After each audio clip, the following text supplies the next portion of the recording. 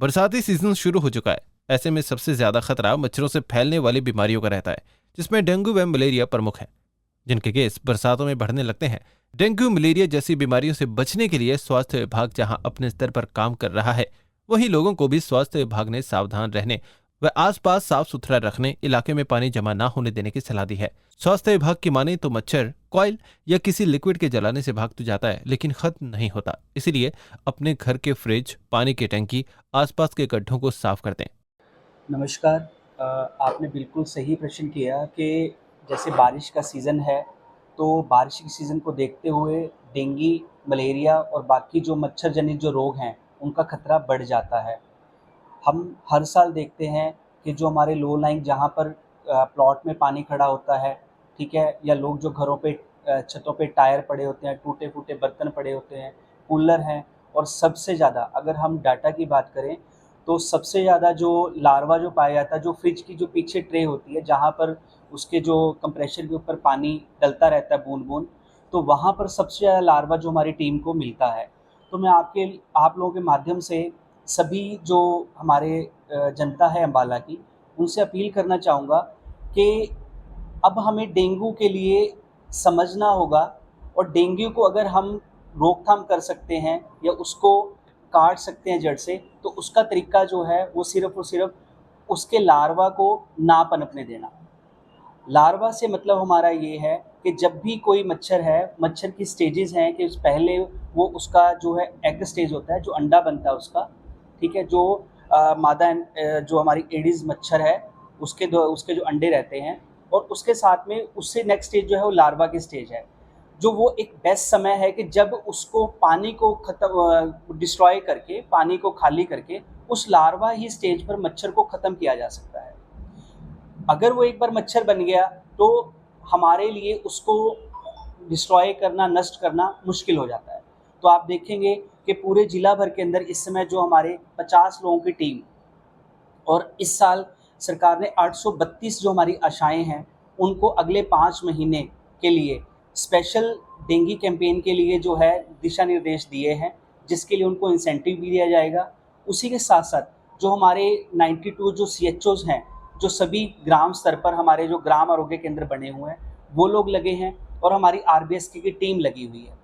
तो हम आपकी माध्यम से अपील ये करना चाहते हैं कि डेंगू को हम क्यूरेटिव के तक ना जाते हुए हम उसको प्रिवेंशन करें, उसकी रोकथाम करें, हम मच्छर को पनपने ना दें।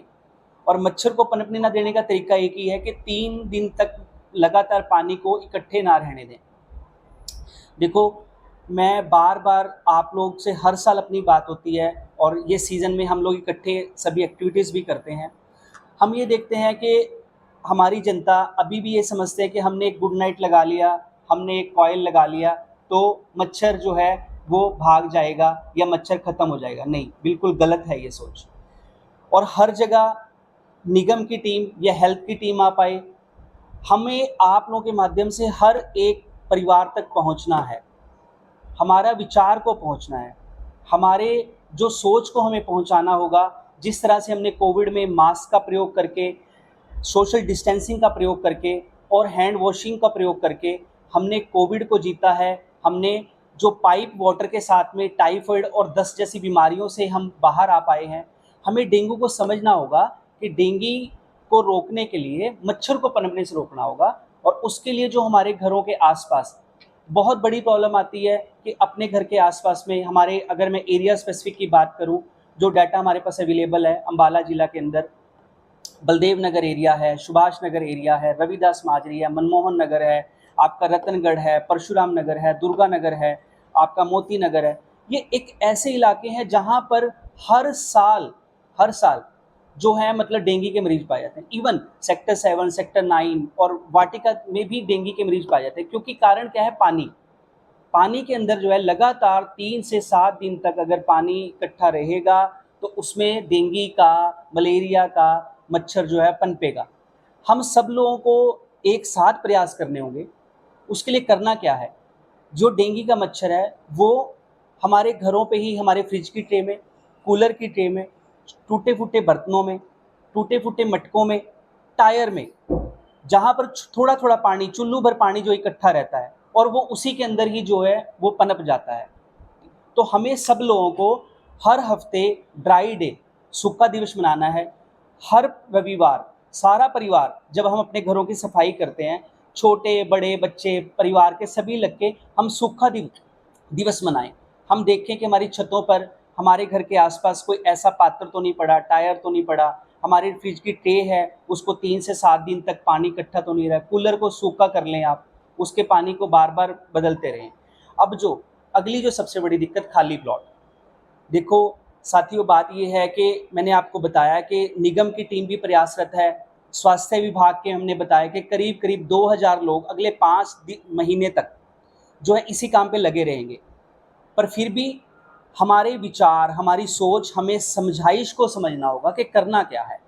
करना यही है कि हम सब जो लगे, हमारे आसपास कोई प्लॉट है। कल मैं जैसे मार्केट के लिए गया तो हमारा जो कंचघर से लगता हुआ जो स्लम एरिया है, हम वहाँ पे देख रहे थे, वो शायद सबसे बड़ी मार्केट है जो कार रिपेयर की। उनसे ज़्यादा तेल कहीं पे नहीं होता, कच्चा तेल। पर वहाँ पर पानी था, मच्छर थे, हमने अपनी टीम को रवाना किया। पर साथियों, मैं उदाहरण क्यों देना चाहता हूँ कि वहाँ पर इतना काला तेल होते हुए आपने जहाँ पर पानी इकट्ठा है वहाँ पर काला तेल डाल दीजिए, उसकी जो है लेयरिंग बन जाएगी तेल की, और मच्छर को ऑक्सीजन ना मिलने की वजह से वो लार्वा स्टेज पर ही खत्म हो जाएगा। तो साथियों, छोटे छोटे उपाय हैं। जो हमारी टंकी है उसमें सरसों के तेल की कुछ बूंदें डाल देना, काला तेल जो कटा तेल होता है इंजन का उसको डाल देना, या फिर पानी को ख़त्म कर देना, पानी को गिरा देना, पात्रों को खाली कर देना। और आज भी हम देखते हैं कि टायर रखे होते हैं छतों पर, खराब टायर, क्या करते हैं हम, उससे हमारा पूरा परिवार, हमारा पड़ोस खतरे में आता है।